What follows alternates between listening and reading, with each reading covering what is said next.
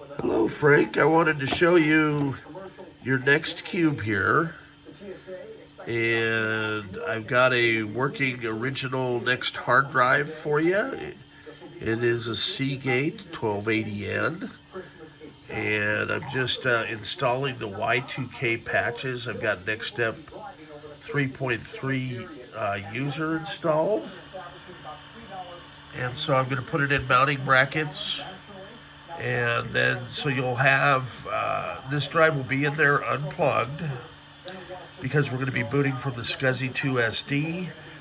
And I've got this optical disc that I'm going to mount in there for you too as well. Really appreciate your business and patience.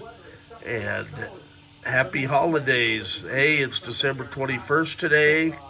So the days are getting longer from here on out. And it is winter. Thank you.